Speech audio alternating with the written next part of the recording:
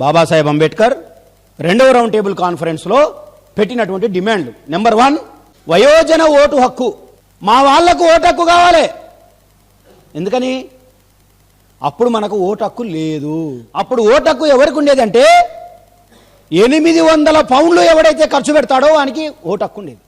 1 rupee ఉంటే ఎక్కువ, 1 rupee ఉంటే కింట బియ్యం వచ్చేదట.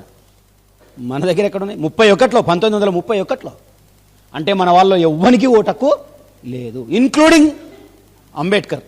అందుకే వాళ్ళకు మాత్రమే భూస్వాములు, పెత్తందారులు, రాయల్ ఫ్యామిలీసు, ముస్లిం రాయల్ ఫ్యామిలీస్, వీళ్ళకే ఓట్లు. మొత్తం కలిపితే దేశంలో నాకు తెలిసి ఒక 10,000 ఓట్లు ఉన్నాయో లేవో. ఇది పరిస్థితి. అట్లా కాదు, మా అందరికి ఓట్లు కావాలి అన్నాడు. ఎందుకని? మా వాళ్ళు ఓట్లు వేస్తారు. ఓట్లు వేస్తే మా వాళ్ళు ఎస్సీలు 15, ఎస్టీలు 7, 22, బ్యాక్వర్డ్ క్లాస్ 42, 27, 42, 69, అంటే 70 మంది. మేము 70% ఎటు పడితే అటే రాజ్యం. మేమే ముఖ్యమంత్రులు, మేమే ప్రధానమంత్రులు, మేమే ఎమ్మెల్యేలు, మేమే అని. ఇది అంబేద్కర్ గారు ఆశించారు. మెజారిటీ ప్రజల యొక్క అధికారం రావాలి అంటే, డెమోక్రటిక్ వాల్యూస్ డెవలప్మెంట్ కావాలి అంటే అందరికీ ఓటు ఉండాలి. ఓటు అంటే హక్కు, ఓటు అంటే తలకాయ, ఓటు అంటే ఆలోచన, ఓటు అంటే ప్రజాస్వామ్యం, ఓటు అంటే చక్రవర్తిని చేయడం, ఓటు అంటే హక్కులు సాధించుకోవడం. ఇప్పుడు గాంధీని అడిగారు, గాంధీ గారు చెప్పండి మీ అభిప్రాయం చెప్పండి. ఆయన ఓటు హక్కు అంటున్నాడు, అందరికీ అంటున్నాడు. అది ట్యాక్స్ ఎవరైతే పే చేస్తాడో వానికి ఓటు హక్కు ఇవ్వాలి అన్నాడు. ట్యాక్స్ ఎవరు పే చేస్తారు?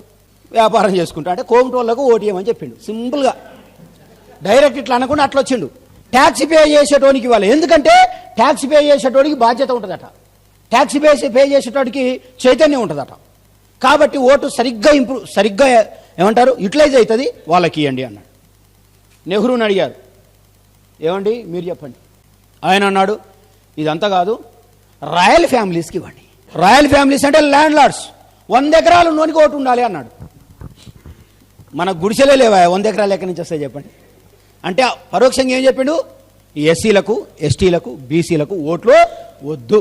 వల్లభాయ్ పటేల్ని అడిగారు, చెప్పండి మీ అభిప్రాయం చెప్పండి. వల్లభాయ్ పటేల్ అన్నాడు, ట్యాక్స్ పేయర్స్ కాదు, రాయల్ ఫ్యామిలీ కాదు, ఎవడైతే డిగ్రీ పాస్ అవుతాడో వానికి ఓటు హక్కించారు. ఈ బళ్ళకే రానివర్రా మమ్మల దేవుడా అని మేము మొత్తుకుంటే అంటే అర్థమైంది. మళ్ళా పరోక్షంగా ఎస్సీ, ఎస్టీ, బీసీలకు ఓటు వద్దు. వాళ్ళేం ఓటు హక్కు వద్దు అన్నారు. అంబేద్కర్ ఓటు హక్కు కావాలన్నాడు. Nothing doing.